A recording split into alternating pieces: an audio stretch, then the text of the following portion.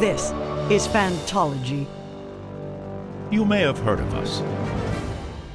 All right, what's up, Forsaken? This is Steven, your host with Fantology Podcast, along with my lifelong friend Josh, talking about episodes 4 and 5 of season 2 of the Wheel of Time TV show. These episodes are getting better, in my opinion. We'll do like no spoilers.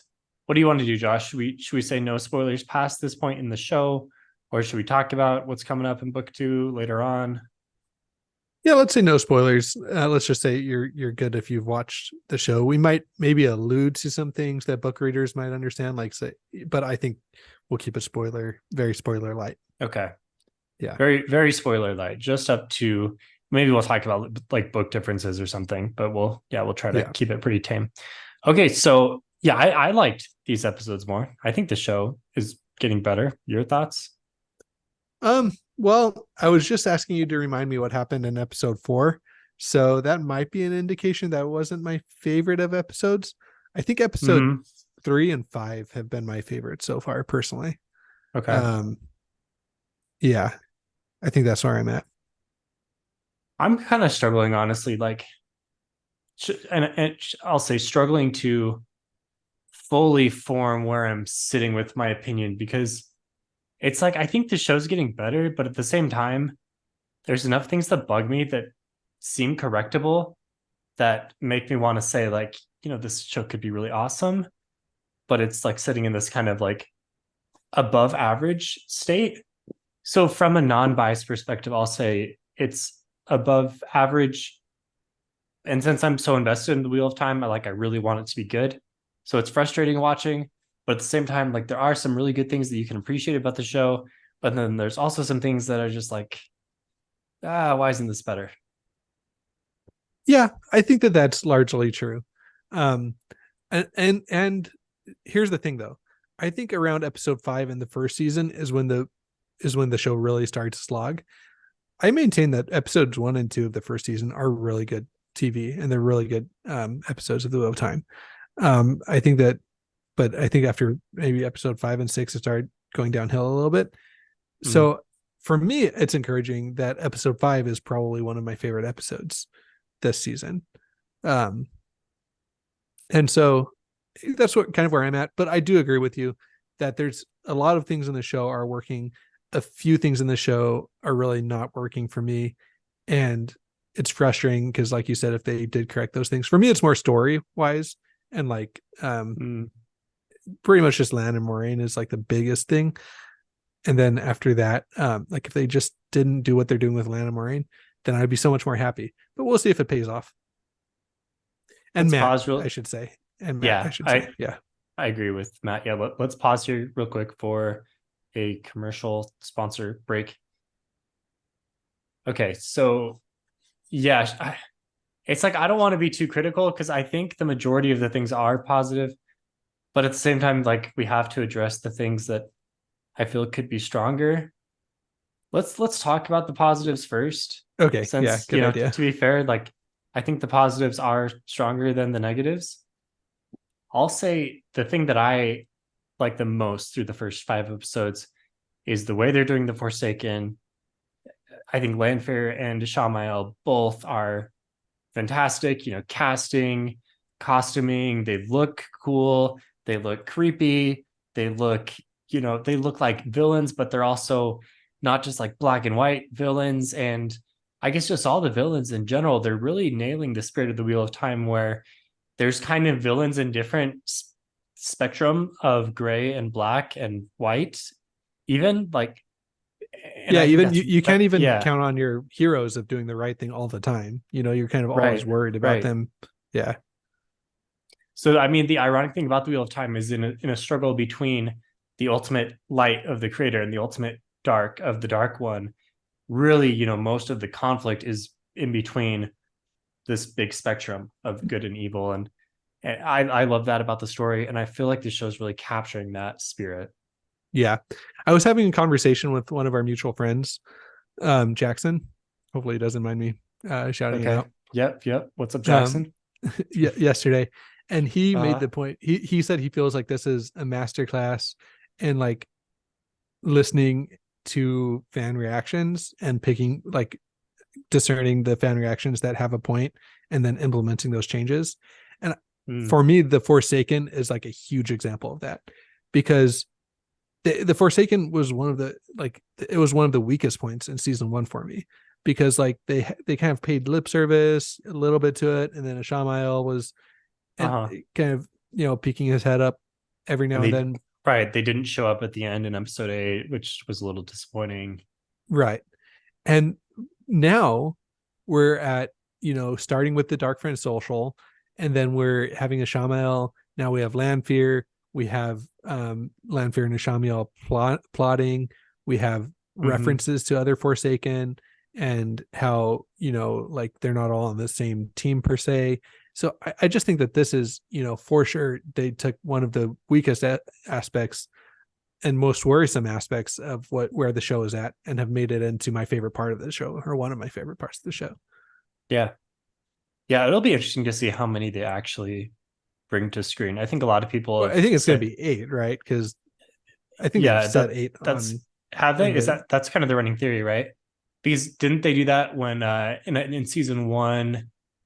What was the name of the warder that died?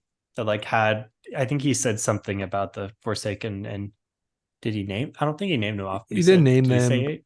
I think he said 8, and then I think that there are 8 statues. 8 statues is probably it. Sure. So yeah, I think that's pretty much, you know, confirmed. Yeah. And then I think that would be fine. I think when Lanfear was listing them off, she mentioned like her and Ishamael, and then she mentioned Morgideon, yeah, and Grendel, and then they said their 3 other brothers. No, she just said, quote, the boys. Oh, I thought, the boys. I thought she said 3 boys. 3 boys. No, I thought, just the boys. Oh, okay. Maybe I'm wrong. So ambiguous. Gotcha, ambiguous to know how many. Yeah. Okay. Maybe 4 boys, maybe 3. Who knows? Who knows? Lanfear and her boys. I mean, I assume they're gonna do Demon Dread. Like, we have to have him. Yeah. And then, you know, the other ones, I guess they could just, depending on which plot points they decide to focus on, they could bring in other ones. We'll see. Other good things, I raved last time about the characters. I think that continues to be true. Matt needs to do something though, but I think that Perrin, Egwene, Nynaeve, Rand, like all great. I think one thing that I liked about episode 5 was the characters were finally like making choices for themselves. And I should say the Emmonsfield 5 characters were making choices for themselves outside of Matt, who we'll talk about him maybe later, but in the things we don't like section. Yeah, right. But Rand, you know, deciding what to do about Lanfear a little bit. Moraine's not just bossing around. Perrin's deciding to go back and free Avienda, and like you can see a little bit about his character. Nynaeve, Egwene, Elaine not in Emmonsfield 5, but you know, still kind of with them. They're off on their own adventure now. So now, rather than them just like running around scared, we get to see them make choices for themselves, and stuff like that like really empowers the character. And then the people watching the show can understand who these people are, because anyone can just follow orders and run around scared. But once you're making choices, you're an active protagonist, and like that's what every story needs. And I mean, I guess, you know, if you want to stay true to the story, like most of the first book, they're kind of running around scared. But I don't know, maybe the show could have a little bit sooner given them some choices of their own to make. Maybe I'm being too harsh, but I think the positive thing is that now we're seeing them really kind of grow into their own. Totally agree with that. And it's made them more endearing to me too. So, and I think non-book reader, like my brother-in-law that's watching this is not a book reader, and he has been a lot more impressed with season 2 than season 1. And so I think non-book readers are really picking up on that. I think book readers could see like, okay, yeah, that is kind of a lot of what happens in book 1, and that does match up with a lot of their character motivations. And so like maybe I gave it more of a pass than I otherwise would have, but now I do think that point is really well made.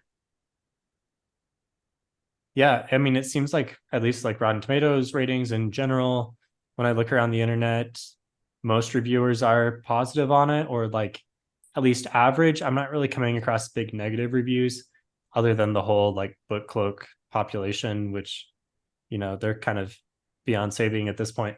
But I think in general, people are recognizing that the show is getting better. Right. Which is what you want. If the show can continue having a okay first season, a solid second season, and then if it improves and stays good, then that's awesome, and has like did they want 7 seasons, right? Am I just making that up? I don't remember how many they've said. But if they can get a 7 or 8 Yeah. season run, and seasons 3 through 7 are great, then Yeah, I mean, I think they would be awesome. thrilled with 7, right? Like Game of Thrones got 8, and I don't think your epic fantasy show is going to go much longer than 7 or 8 seasons. And personally, I think we saw with Game of Thrones, like people kind of start to lose interest in it, and well, the problem was the showrunners lost interest in it. That is true, but still, I mean, that is part of it, right? Like you have an entire crew of people that are devoting like decades plus of their life. Like, yeah, people are going to lose interest in it, and if you're a really talented showrunner, then not everyone can be like Kevin Feige and just like devote his life to, making the biggest movies. I don't know. I'm just saying that, that's like, fair. Sure. Fans and people making it are going to start to lose interest. Actors, actresses probably, start looking around for their next role after a few seasons. And I think that's one of the interesting things. Sorry, just about a meta point about TV production. Like all the Harry Potter movies, it was like year after year after year. Like I don't think they missed a year of coming out with a Harry Potter movie, right? Between like 2001 and 2009 or something, 2002. Harry Potter ballpark there. Harry Potter 7 Part 2 came out in 2010. 2011, 2012. No. We were in high school. I saw it in Arizona before college. It was 2010 or 2011. Anyway. Okay. Right. But regardless, like that pumped out movies, like the Lord of the Rings movies pumped out. Like I think a lot of these franchises, Hunger Games, they pumped out movies. A lot of these movies that really captured the population's like interest. It was quick productions on them, and they were good, but like they weren't 2-3 years between projects. Movies are 2.5 hours. TV show 8 seasons, 8 hours. But even Game of Thrones, year after year, it came out. There was some longer gaps in like between season 6 and 7, 7 and 8. Yeah, I'm just saying. Like I think it does help. Like House of the Dragon was huge, and I think if House of the Dragon was coming out next month, like people would still be really excited about it. But I don't know. Like I don't see that many people talking about House of the Dragon anymore, and I think that hurts it. Like I don't know, and I want it to be really good. So I know it's a balancing act between like, how good you can make it versus how quick of a turnaround you can have. But I think that kind of hurts projects to have things drug on like that. Yeah, anyway, that's maybe a hot take. I'm not like fully committed to it. No, I mean, I don't disagree with you. I don't know enough about production to like say why or if they're doing a good job or a bad job, but it seems like most projects are a year and a half, 2 years for a TV show season when it's a big TV show. Yeah, that's what it's become for sure. Yeah. I mean, is it just effects? Special effects are just like, they're just imposed forever. Yeah, and maybe people have just come to, I think maybe now everything's a prestige TV thing. You know what I mean? Like when you're putting out not as good of I don't want to say not as good, but like content that people don't expect, crazy visual effects from, then it's easier to do the filming, editing, and knock it out. But that's why we need AI to come up with our TV shows, right? Okay, now we're gonna get canceled. Not a take that I actually stand by. That is a joke, just to be clear. Okay, other things that you liked about first 5 episodes, or not first 5 episodes, really specifically 4 and 5. Yeah. Rand and Lanfear's relationship, that was super interesting. I do appreciate giving it a little bit more humanity to Moraine through like introducing her like how like her house Her and her family. sister and stuff. Yeah. That wasn't really a big part of the book, right? Like I know it was mentioned, like you had some No, I backstory on mean, her. we're But aware of Moraine's backstory, but it is not. No, it's not a big yeah. part of the books at all. So I think that's cool. I think if they're gonna keep focusing on Moraine as like a predominant character, which I think is a fine decision, then she does need a little bit more humanity, and this is a good way to do that. Um I wasn't yeah, liking where she was going until episode 5, where you really saw more of her like vulnerability with her mhm, family. I yeah, think that, that really not saved her, but that made me a lot higher on the character. And mostly because I just didn't like what was happening with Lan. yeah. Um other things I don't know, other things I like. I think Perrin and his wolf stuff is going okay. Like it's interesting to see the connection to the dark, but I think that he was worried that there was a connection to the dark or something in the books. I might be making that up, but that is kind of um I mean, he's definitely like, that's his whole character, is this duality of like beast and yeah. man, and like who is he? And Hammer and the white cloaks hammer are and afraid of axe him. type thing. Right. The Yeah, whole white cloak thing. Yeah. yeah. Yeah. So that's cool. Yeah, I don't know. I think the pacing of the episodes have gotten a little bit better too. Um where they're holding my interest. They're a little bit longer, and I think that actually helps with the pacing a little bit more. It is a little bit longer. I don't know if this is true, but it seems like most of them clock in at a little more than an hour. So like a few more minutes each one. Yeah, which you think might make it slower, but I think it's Uh-huh. instead it's less choppiness and more like giving things a chance to actually be fleshed out, Right. which Right. helps with it.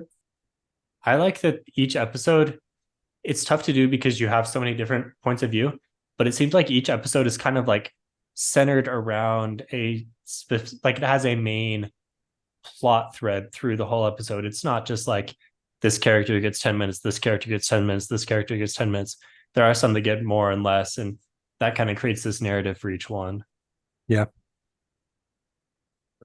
I mean, downside is you don't see some characters at all sometimes, but I think that's fine as long as they're like appearing enough throughout the season. is that going to lead us into something that we don't like? Yeah, I mean, we can jump around. I have some more positives, but Okay, yeah. yeah, but yeah, let's switch over to some stuff we didn't like as much. And I mean, should we just say that, like, what the heck is going on with Matt at this point through 5 episodes? Yeah, man. That I think by far this is the thing I like the least. I understand that at the ending of season 1, if you're having to do rewrites like on the fly, then the story is going to be a little bit choppy. Like I totally get that. So I gave it a big pass in season 1. But they've had 2 years to figure out what they're going to do with Matt, and so far we've had him leave a room. It's been a big nothing for him, and there's been like 2 scenes, it feels like, where Donald, right, the new actor, has had Yeah. a chance to actually like act, and it's been fine. Like, I think he does a good job with Matt. He looks fine, and he's kind of capturing the character in the brief moments we've seen, but he's getting like no chances. And I guess we should say, there's still 3 episodes left. They've got to be doing something with Matt. Like, if we get to the end of 8 episodes and we're still at this point, then I feel totally comfortable coming down really hard and like totally condemning this. But let's say for now we are dissatisfied and worried, but Yeah, optimistic, like sure. praying that something will happen Sure. with him. Fine. It's just you even still, if you go over half a season with doing nothing with one of your main characters, then I think that in and of itself is disappointing. So I think I'm disappointed. Not to say that they can't come out with something in the future, but still it would be a disappointing, Yeah. run of 5 episodes with doing absolutely nothing with the character.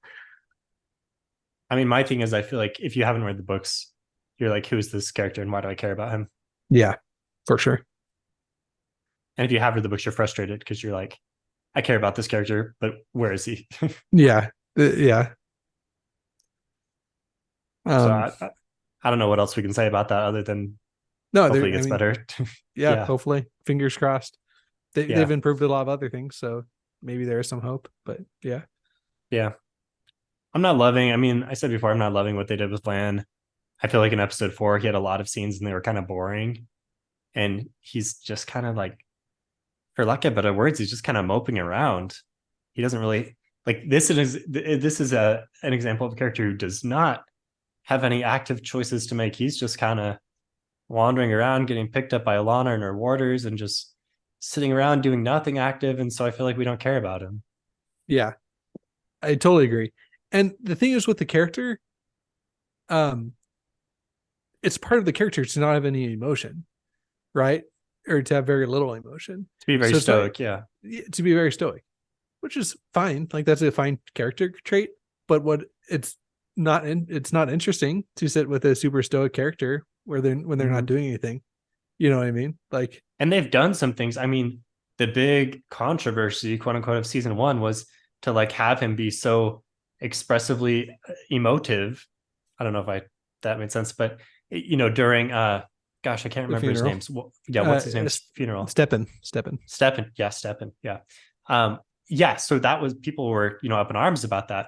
I think it's fine. You can't just have a character show no emotion ever on TV screen. That's boring.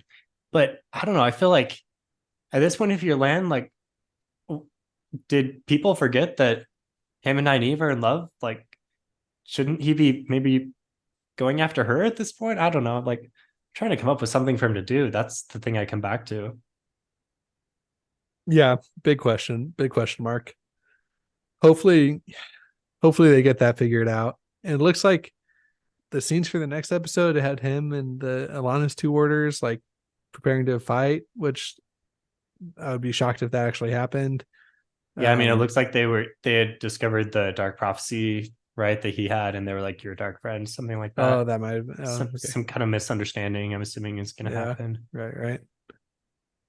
I don't know. Yeah, big question mark on that too. We'll have to see how that plays out, but it's another one where those 2 biggest things for the season story wise are just, it's like lower. It's like this is, if those 2 things were as good as the rest of the season, it'd be like a solid 8 for me, and this is like at least, and this is like, they're for sure bringing me down to like, around the 7 mark of like, okay, yeah, this is good, but it could be great, like you were saying earlier. Yeah.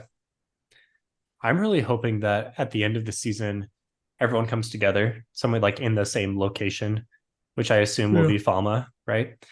But I'm kind of wondering how they're going to do that, because like Elaine said, they're thousands of miles. I'm pretty sure she said thousands of miles away from the White Tower, but some of our characters are over there in the White Tower vicinity. I know there are ways to fast travel, but I hope that's like, if they come together, I hope it's done well and it's not just like Game of Thrones season 7 and 8. Yeah, hard to know. I do think that maybe they'll have another time skip, but I don't think at this point that would really work.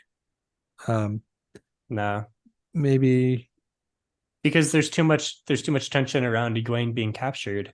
Yeah, but we can't just skip time while everyone travels to them. That's true. And there's no slower way to travel than a horse. So yeah, exactly. Anyway, so those are some negatives. I feel I feel fine pointing those things out. If you think that's fine, let us know in the comments, but those are things that I feel they could definitely improve on. Yeah, I will say Lauren from Unraveling the Pattern made a good point, I think, in his episode 4 video about Lan and Moraine. So go watch that video. It did make me a little bit more sympathetic to it, but okay. Yeah, I don't know. I'm still was he back and forth. Was he hinting at stuff that happens later in the books, or a little bit? Yeah. I don't want to spoil it, and he's very eloquent on it, but yeah, I could see that. I just feel like at this point in the story we understand, in the TV show it's kind of awkward, but yeah, I get what he's saying. Yeah. Some other positives for me, I think Avienda was awesome. Really liked her intro, really liked the actress, and just like the vibe of Avienda that we've seen so far. Yeah. I have no negatives about that, and Yeah, no notes. looking forward. Yeah, no notes other than 2 thumbs up. Let's see some more. Yeah. It was a fun fight scene with her and Perrin and all the white cloaks. I thought that was cool. Mm-hmm. Um and Did you introducing think more. the Oh, go. Did you think the dialogue afterwards with her and Perrin, where she was joking around, like, did you think that was funny or cheesy or Yeah, what? yeah, I thought it was funny, but because I've read, you know, 12 books of Aiel humor, you know what I mean? And that kind of lines up with Aiel humor of trying to Mm-hmm. kind of make people feel uncomfortable with kind Yeah, of risque with jokes. different customs, Yeah, yeah, and Perrin of course is going to react like that. yeah. So I don't know how that would come off to someone that doesn't really get the Aiel humor. Um, Maybe it would seem cheesy, and I mean, it was cheesy either way, but I didn't mind it. I thought it was really funny. I mean, there's not a lot of comic relief, and Yeah, Avienda's not comic relief. Like, she's not the comic relief character. That's mostly Matt. but But because I Matt's not mean, doing anything, right? Yeah, exactly. Avienda can be funny though. If I, it's been a few years since I read the books, Yeah, but yeah. No, I think one trope that I always love, like, is very rarely done poorly, is like the clashing cultures. One perceived as like the, kind of nomadic barbarian type people almost coming in to the more quote unquote civilized people, but it turns out, the nomadic people are actually like just different. They're not like less developed. They're just they've almost got things like more figured out in some ways. Anyway, just like the general clash of cultures, I always think is well done. yeah, agreed. And that's something that the Wheel of Time books do really well. So yeah, it's good that it's carrying over to the show. Yeah. So solid there. What do you think of Shan Chan? Sunshine, I've been impressed by. Um, you know, the Sunshine in the books are kind of interesting because they're really big. Well, I don't want to spoil things, but like they kind of leave right for a while, and they're kind of Yeah. a looming presence. And honestly, it had been since I hadn't read the second book since high school, so it had been a while since I had like read about the Sunshine Mm-hmm. in a lot of depth. And then I reread book two, leading up to this episode to the series, to the season coming out. Um, Mm-hmm. and so I think that yeah, they did a good job of capturing this really ominous invading force tone with really unique customs. Um, Yeah. yeah, No, like you say, I think one of the hardest challenges in making the book series into a TV show is in the book series, not just with the Shan Chan, but there are a lot of plot lines that just kind of get picked up and developed, and then they're dropped for sometimes like books at a time, or they'll yeah, visit a location, and the location will be really well fleshed out, and then they'll come back to it like books and books later. But you can't really do that with your TV show because you can only have so many sets, and you have to remind viewers of the different groups and people and cultures. And so you have to compress like this massive, you have to, I mean, it's massive scope in a lot of directions. You have to compress that down into something that is palatable digestible. Yeah, for someone who's just watching the show.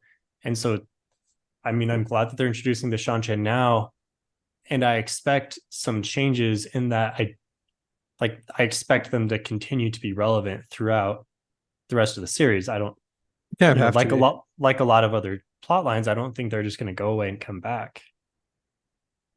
Yeah, they kind of have to do that with the Sunshine, I would think. Right. Right.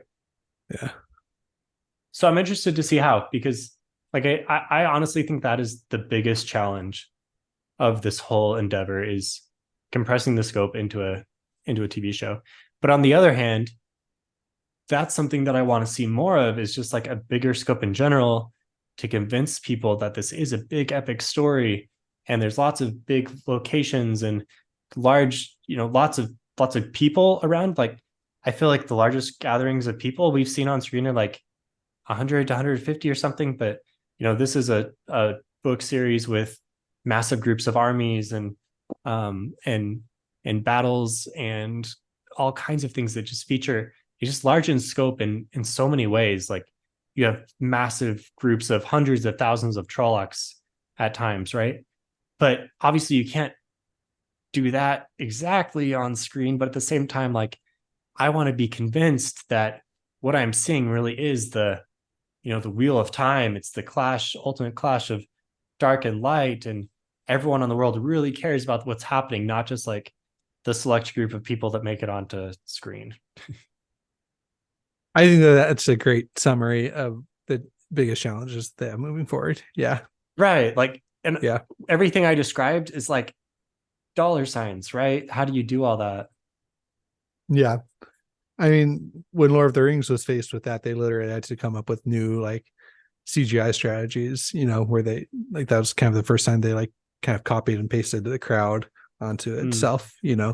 I'm sure I butchered that, but like I remember watching the bonus features of Lord of the Rings and being like, oh my gosh, they came up with all these new ways of filming and new ways of visual effects in order to generate these things. And so hopefully they can figure that out, but a way that fits in their budget to make these things happen.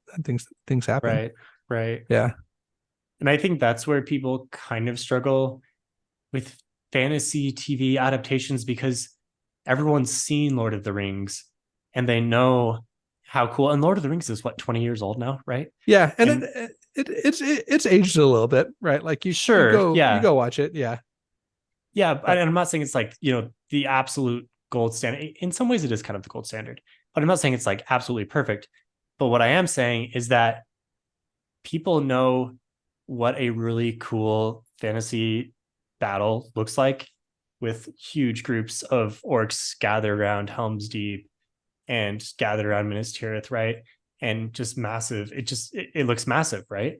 And so when you're watching a TV show that you've heard compared to Lord of the Rings, but there's just like small crowds of enemies running around, it's just hard because everyone's seen Lord of the Rings and they know what massive scale looks like, and they're like, yeah, this is not quite that. Yeah. We'll see. Fingers crossed for episodes 6, 7, and 8, because there's rumors that they've been able to, that there's a scene coming up that would do that for us. Yeah, that's what I want to see. And even, I mean, we love talking about Game of Thrones and comparing to Game of Thrones, and it's really obnoxious to do it, but even Game of Thrones, like, they didn't have very many big battles. No, well, they dropped the ball on season 8. They had the huge like group of Dothraki soldiers run into a forest. Or into the mist, right? And they just into the mist. No, yeah, whatever. And then that was the end of this huge horde of Dothraki soldiers. You know what I mean? Like, I don't know. I'm just saying that, like, yeah, Game of Thrones didn't figure it out, and they did have some cool battle scenes. I'm coming up on one. They had some. On my rewatch, they had some good ones. I mean, like Battle of the Bastards, right? Like there were some really cool ones, but there were not very many where there were like massive groups of enemies scaling off against each other. Yeah. They did a lot of clever things to make it look really big. Like I remember back to the Battle of the Blackwater, right? The first one with the, what is it, Fiend Fire, or the whatever the green explosive stuff is. Yeah. Right. Mm-hmm. Yeah, butchered that. But that whole battle, I think it's in season 3, 2. Maybe I think season 2. Yeah. So pretty early on. And if I remember right, there's not any like big massive scenes. And the biggest one is obviously in the ships, and then there's some conflict like outside kind of the keep area where Tyrion is fighting. But there's not really big groups of people, but that gives you vibes that it is like the way they did it was really it's clever. Yeah, I agree. So that's kind of what you have to pull off to make your fantasy TV show look cool. Yeah. Got to be clever with that limited budget. Or House of the Dragon, that episode where oh gosh, it's been a while since watching House of the Dragon. What's the main Targaryen's name? The unhinged one.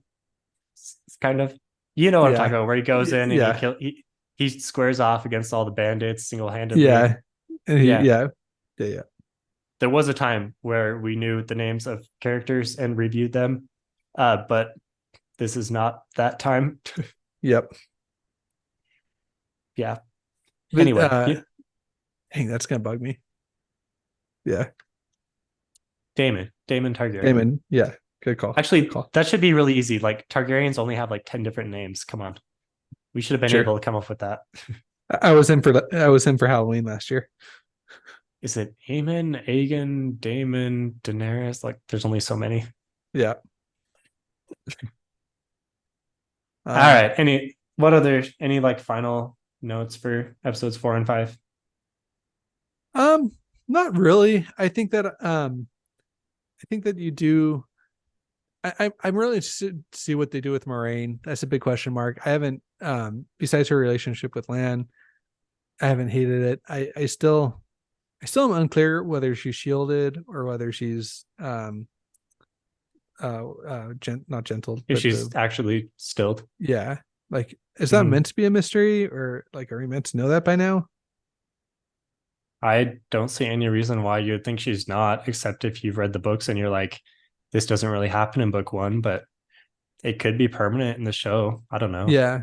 Well, we do see, Nynaeve getting shielded by Leandrin, right? Leandrin. So like, yeah, so that's when I was kind of thinking like, oh, is this how they're teaching viewers about being shielded? So I don't know. I don't think you can shield someone. Like if Ishamael was to just, well, what? Can't you put a can you shield? tie off the weaves? Yeah, you can do that. And if it's a male tying him off, then she probably wouldn't be able to untie them, right? If my like limited book lore is accurate. Sounds right. I don't know. Yeah. Bigger book fans, let us know if you think there's any chance that that's not permanent. I don't know why you wouldn't think it is from watching the show though. I haven't seen any hints. Other than when she like kind of tries a few times and never can do anything, but I think that's just meant to like reinforce that how much she lost. Yeah, I think that is, yeah, I don't know. That's another thing where I'm kind of wishy-washy on, but yeah. Thus far, they haven't really tried to explain the whole magic system very much. Yeah. Compared to the exhaustive explanation you get in books, which we clearly cannot remember right now. But I mean, the show kind of realizes that people aren't there to hear a lecture about how the one power works. That's true. But still, we can do some cool, showing, not telling in some ways, but I don't know. We'll see how that. Yeah. Sweet. All right. Episode 6 is going to come out right. I think we're going to plan and get this out on Thursday. So it'll be later today if you listen to the podcast day of. If you don't, then, you can laugh at how dumb we are from whatever happened in episode 6 that we were way off on. Nice. All right. Thanks, Steven. Sweet. Thanks, Josh. Talk to you later. Bye.